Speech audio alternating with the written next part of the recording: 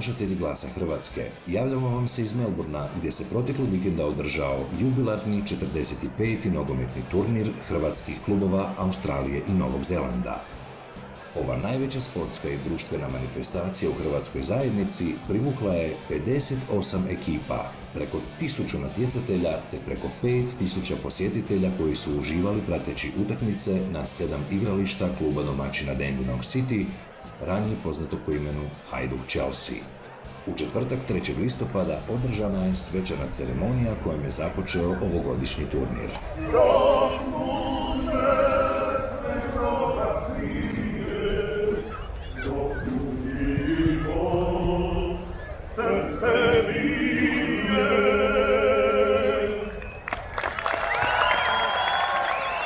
Himna Australije i Republike Hrvatske otpjevala je nadaleko poznata klapa Samoana, a prisutnima su se obratili predsjednik nogometnog kluba Dandenong City Toni Dorotić, predsjednik Hrvatskog nogometnog saveza Australije i Novog Zelanda Jure Dragović, te gospođa Angela Long u ime gradonačelnika okruga Greater Dandenong. Zatim je velečasni Josip Vranješ predvodio molitvu te blagoslovio igrače i okupljenu publiku, nakon čega je odigrana prva utakmica između St. Albans Saintsa i Dandenong City Hajduka. Program svečanog otvaranja turnira vodio je Jure Sabljak, glavni urednik tjednika Hrvatski vjesnik, s kojim smo, unatoč velikoj gužvi, uspjeli porazgovarati za slušatelje Glasa Hrvatske. Večeras je prvi dan, u stvari, nogometnog turnira i prema svima izgledima bit će vrlo naporno idući 3 dana. Kako ide sa Hrvatskim vjesnikom? Odlično, mislim, mi smo najprodanija novina izvan Hrvatske, još već sada smo, ja mislim, u 37. godini, ako se ne varam. Znači, 83. smo počeli, znači, evo, tu smo negdje. Ljudi još uvijek vole čitati novine. Pošto u vjesniku mogu gledati stvari što se ne događa online, kao recimo što se događa po cijelom svijetu, nego baš ovakve događaje. Upravo to, da, najviše posvećujete pažnje hrvatskoj zajednici. Hvala puno, Jure. Nema na čemu, Bog. Bog. Drugog dana turnira odigrane su brojne utakmice, a u velikom šatoru priređen je zabavni program za koji su bili zaduženi Major Minor, najdugovječniji i najpopularniji hrvatski glazbeni sastav koji djeluje u ovom dijelu svijeta.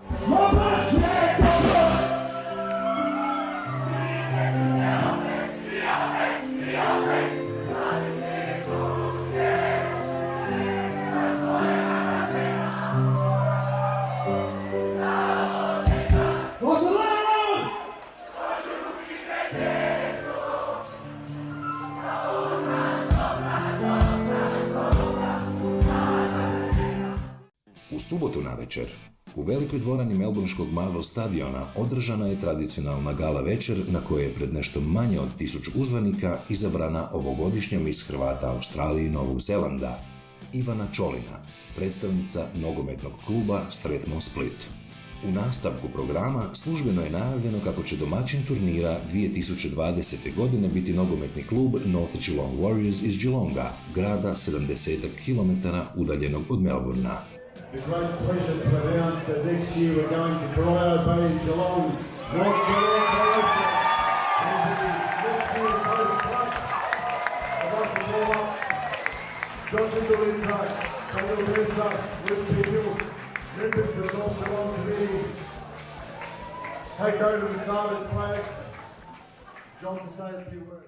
U kuću slavnih nogometnog saveza uvršteni su Rob Mav, zvani Švabo, iz Adelaide Ridersa, te Tomislav Pondeljak iz St. Albans Dinama.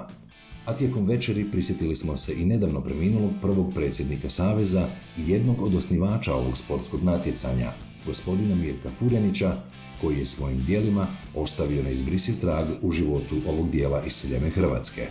Okupljenima se obratila i veleposlanica Republike Hrvatske u Australiji, gospođa Beti Pavelić, koju smo za slušatelje Glasa Hrvatske upitali o dojmovima s turnira.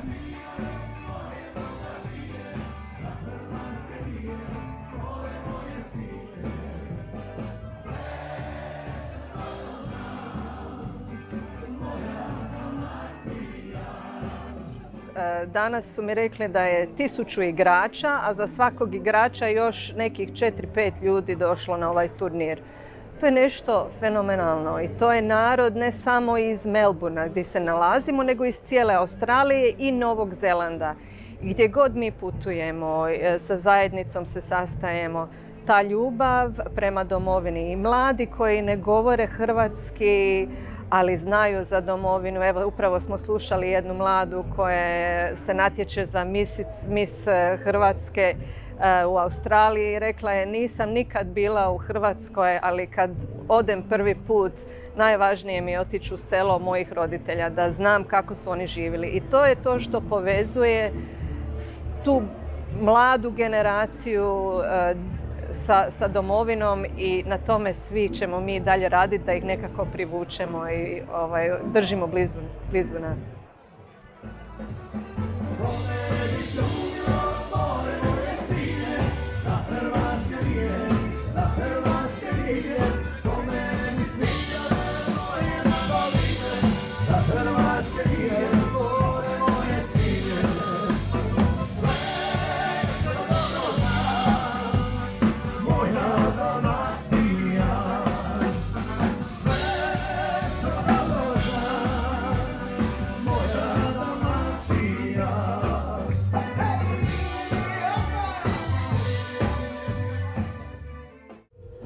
Društvo smo od generalnog konzula Josefa Petrića ovdje u Melbourneu.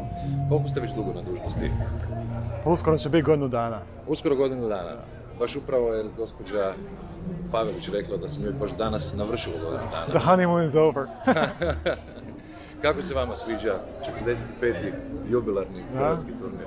Pa sviđa mi se zato što mi je zanimljivo vidi kako se zajednica u biti druži i to ne ovdje večeras.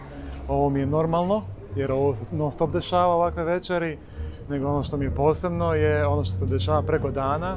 Tamo su ljudi s obitelji, iz cijele Australije, ljudi koji se nisu nikad vidjeli. Na primjer, moj najdraži primjer je dan što se meni desilo. Nakon 20 i nešto godina sam susreo jednog rođaka.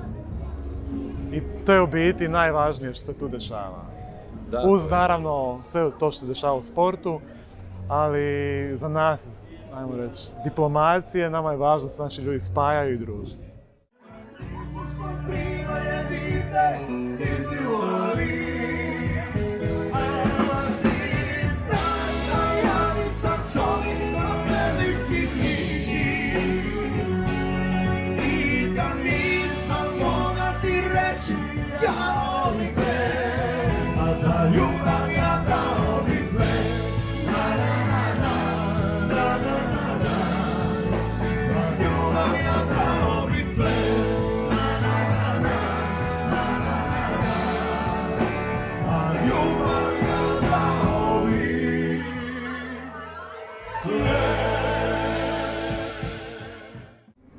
Sada smo u društvu Ivice Glasnovića, generalnog konzula Republike Hrvatske u Sidniju.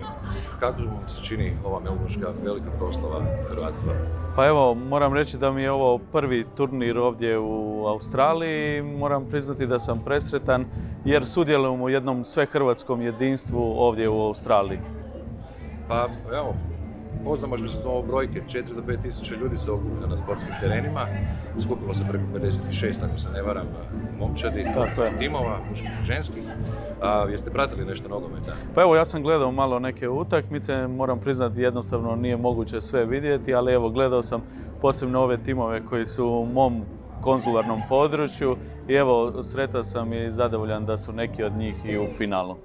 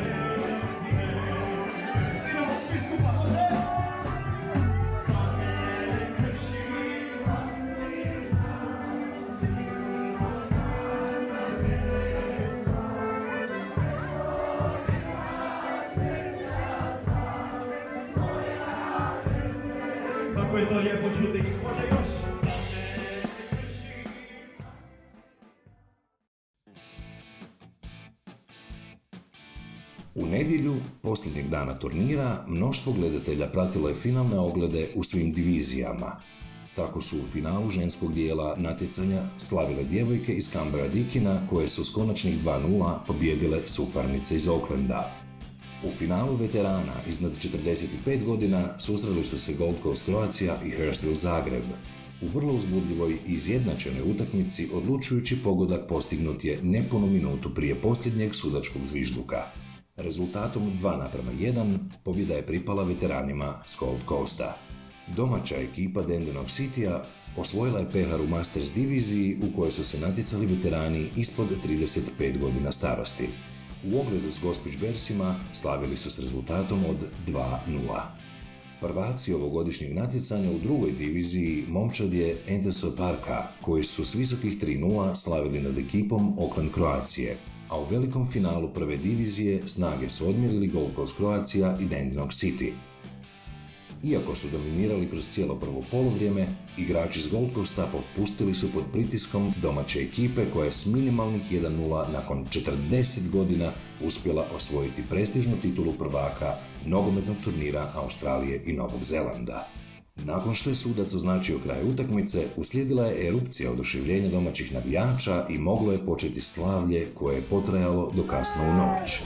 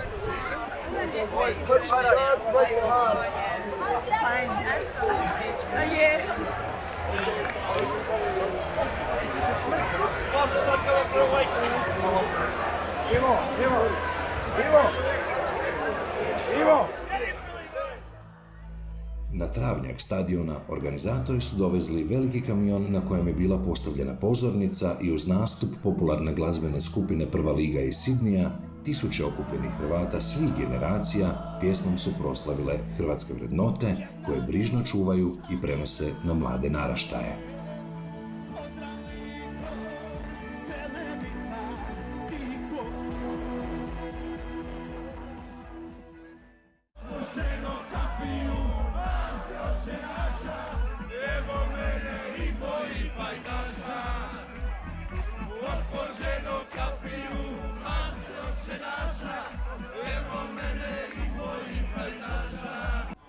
Evo nas opet s gospodinom Ivanom Filipovićem iz tvrtke ID Constructions, velikim sponzorom hrvatske zajednice u Melbourneu. Kako se osjećate sada kad je turnir došao do svoga kraja? Ja osjećam se sretnim kad vidite koliko ljudi imamo, koliko imamo svega, koliko mlade djece ovdje iza mene pjevaju. A ja sam ponosan na sviju njih da mi možemo ovako nešto da njima priradimo, jer to je naša budućnost. Svakako. Vi u svojoj tvrtci imate preko pola zaposlenika hrvatskog podrijetla, što znači oko 500. To je točno, možda čak i više. A ja sam jako ponosan što mogu donijeti tako nešto od našeg naroda. Hvala puno, Ivane. Hvala i vama, vidimo se.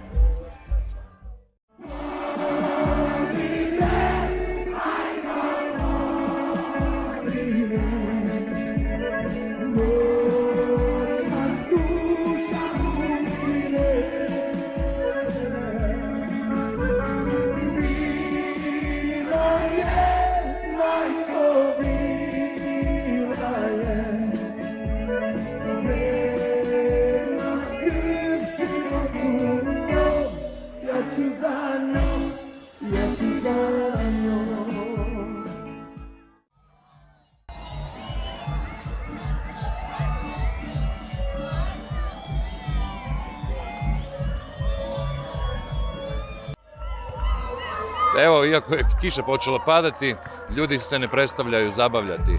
Prema ovom svemu viđenom možemo zaključiti da se hrvatska zajednica Australije i Novog Zelanda izvrsno odupire asimilaciji i tko zna, možda će netko od ovih mališana sutra zamijeniti dom u Australiji sa domom u Hrvatskoj.